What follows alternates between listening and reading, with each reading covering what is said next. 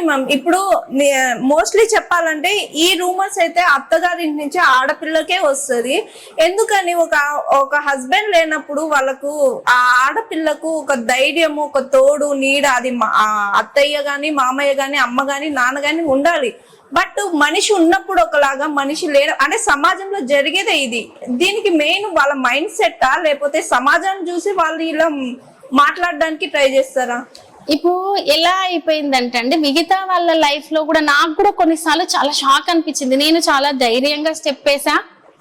నాకు కొంచెము మా మదర్ వాళ్ళ అంటే మా ఫ్యామిలీ బ్యాక్గ్రౌండ్ నుంచి వచ్చి కొంచెం ఆర్థికంగా సపోర్ట్ ఉంది కాబట్టి ధైర్యంగా ఎంతో కొంత నిలబడగలుగుతున్నా. పోనీ కొన్ని విషయాల పట్ల ఒక ఐడియా ఉంది, సాయితో పాటు కొంత పొలిటికల్ జర్నీ పట్ల కూడా కొంత ఐడియా ఉంది, నేను మాట్లాడగలుగుతున్నా, నిలబడగలుగుతున్నా. సడన్ గా ఉమెన్ లైఫ్ లో ఇటువంటి ఇన్సిడెంట్స్ జరిగితే తనకు అసలు ఎన్ని రకాల ఇబ్బందులు వస్తాయి. మాట్లాడడానికి హస్బెండ్ ఉండడు, అమ్మ వాళ్ళ ఫ్యామిలీ నుంచి ఎంత మాట్లాడినా ఇక ఆ ఫ్యామిలీ తోటి మనకు అటాచ్మెంట్ లేనట్టే. కాబట్టి నాకే చాలా సార్లు అనిపించింది, ఒక ఉమెన్ ఇంత ధైర్యంగా ఉన్నా కొన్ని ఫేస్ చేయాలి, కొన్ని మాటలని కాదు ఆర్థిక పరమైన ఫేస్ చేయాలి. ఇప్పుడు నన్నే సహజంగా ఏమంటారు, మీ మామయ్య కుటుంబాన్ని చూసుకోండి అనే కామెంట్ నాకు వస్తుంది. నేనే అనామకురాలిని. ఇప్పుడు సాయి ఆర్థిక పరిస్థితి అంతంత మాత్రమే. సాయి ఎంతసేపు కష్టపడ్డం. ఇప్పుడు నాకు కొంచెము, నేను పుట్టిన బ్యాక్గ్రౌండ్ నుంచి మా మదర్ వాళ్ళకు ఉంది కాబట్టి నేను కొంచెం బెటర్ గా కనబడుతుండొచ్చు చూడడానికి. కానీ సాయి చాలా అంటే కష్టంగా ఎదిగిందే, మేము ఎంతో కష్టంగా ఉన్నదే.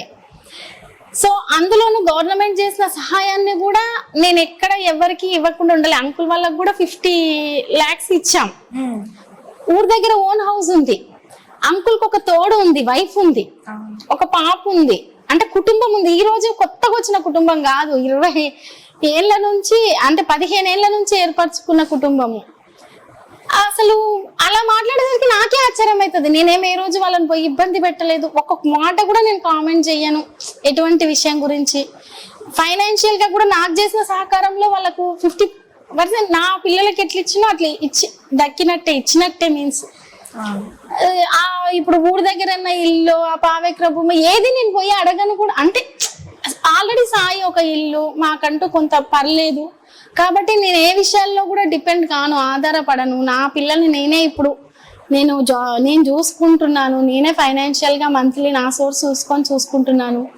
అయినా కూడా కామెంట్స్ వస్తున్నాయి. అటువంటిది ఒక కామన్ ఉమెన్ కి ఏం తెలియదు అనుకుందాం, పోనీ అంతంత మాత్రమే చదివింది అనుకుందాం, పోనీ చదివినా హస్బెండ్ పోగానే టక్కున పోయి జాబ్ చేయలేదు అనుకుందాం, ఒక చిన్న పాపం ఈ రకమైనది ఎట్లా భరిస్తుంది అని నాకే 100 సార్లు అనిపించింది.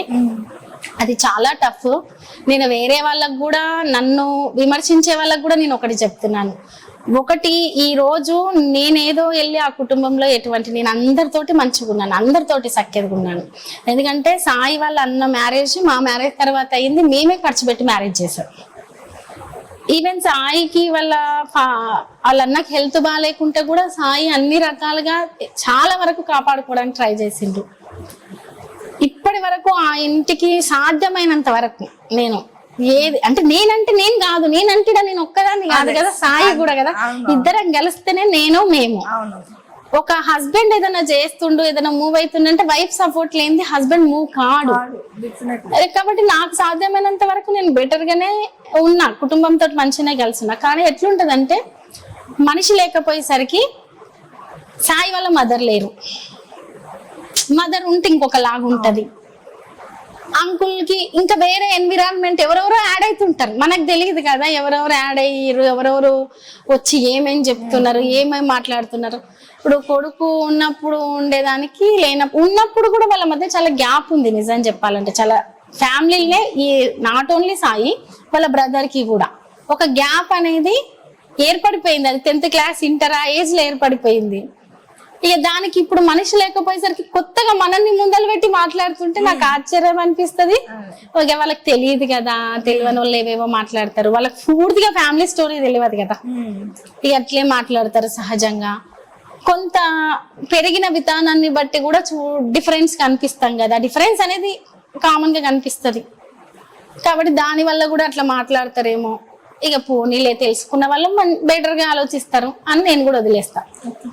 మ్యామ్, సాయి గారు ఉన్నప్పుడు ఇప్పుడు అంటే చేంజెస్ ఏమున్నాయి మ్యామ్ మీలో కానీ లేదంటే మీ చుట్టూ ఉన్న సమాజంలో కానీ చేంజెస్? సాయి గారు ఉన్నప్పుడు ఒక రకంగా ఉంటుంది, లేనప్పుడు ఒక రకంగా ఉంది. ఇప్పుడు ఏం చేంజెస్ చూసారు మ్యామ్? చాలా మా ఇంటి చుట్టూ ఎన్విరాన్మెంట్ చేంజెస్ చూసానండి. నా లోపల నేను చేంజెస్ చూసాను.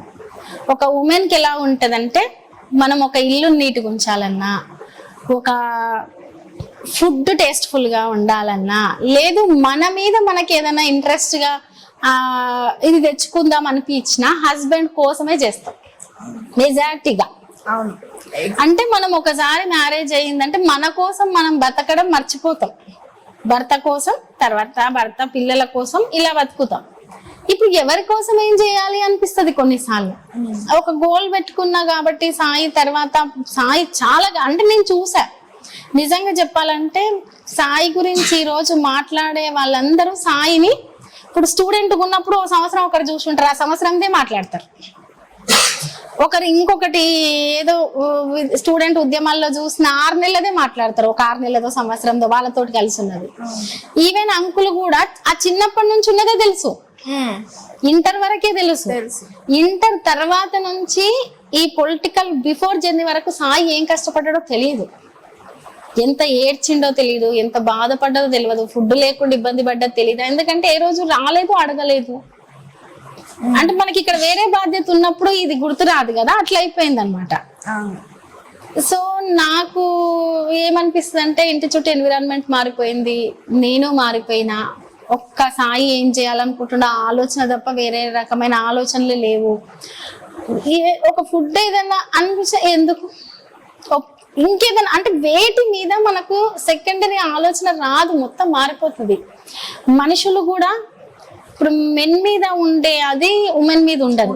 ఏముంటది, ఎక్కడికంటే అక్కడికి, ఏ టైం అంటే ఆ టైం, ఎట్లా అంటే అట్లా ఫ్రీగా వెళ్ళగలుగుతారు, చేయగలుగుతారు, ఇది అది అనేది ఉంటది. ఉమెన్ చేయలేదు కదా, ఆమెతోటి మనకేం పని ఉంటది. వ్యక్తుల మధ్య అవసరాలు, అవకాశాల రకమైన బాండింగ్ కూడా ఉంటది కదా, ఆ రకమైన పీపుల్ కనిపిస్తుంటారు. ఎటువంటి స్వార్థం లేకుండా, ఫైనాన్షియల్ గా కూడా ఆలోచించకుండా, నాకు నిద్ర లేదా, ఫుడ్ లేదా అని కూడా ఆలోచించకుండా, అర్ధరాత్రి అయినా ఎవరు పిలిచినా వెళ్ళి వాళ్ళకి పనిచేసి వచ్చిన పర్సన్స్ ఉంటారు కదా, వాళ్ళు కొంతమంది ఇర్రెస్పెక్ట్ గా ఎట్లా అంటే అట్లా, అంటే ఎట్లా అంటే అట్లా అని కాదు, కొంచెం అగౌరవంగా ఏదన్నా కనిపించిన బాధ అనిపిస్తుంది. అరే నా భర్త, నా పిల్లలు, లేకపోతే ఈవెన్ నాకు జ్వరం వచ్చినా, నా పిల్లలకు ఒకవేళ ఏదన్నా అయినా, బర్త్డే ఉన్నా, నాకు డెలివరీ టైం ఉన్నా, ఇంకేమున్నా, ఇదంతా ఆలోచించకుండా ఒక ఫోన్ కాల్ వస్తే పరిగెత్తి వాళ్ళకి పనిచేసిండు. ఒక ఫోన్ కాల్ వస్తే ఆ కాన్స్టెన్సీని అట్లా ఉరుతలు మొత్తం మలుపుకొచ్చిండు. ఈవెన్ ఫైనాన్షియల్ గా వాళ్ళ నుంచి రూపాయి రాకపోయినా సరే అది ఒక అదిలాగా చేసి, అట్లా కొంతమంది వ్యక్తులు వాళ్ళని చూసినప్పుడు ఆశ్చర్యం అనిపిస్తుంది. అసలు ఎంత మాత్రం కృతజ్ఞత లేని మనుషులకు ఆయనవై చేసింది అనిపిస్తుంది. కాకపోతే ఇక నేను లైట్ తీసుకొని వదిలేస్తాను. ఎందుకంటే నేను ఒక గోల్ పెట్టుకొని, లేకపోతే నేను అనుకున్న టార్గెట్ పెట్టుకున్నప్పుడు ఆ చిన్న చిన్న ఆలోచించుకుంటుంటే, ఈరోజు ఇప్పుడు మా ఫ్యామిలీ విషయంలో ఎవరన్నా విమర్శించిందో, నా మనస్తత్వం అది కాదు, విమర్శిస్తారు.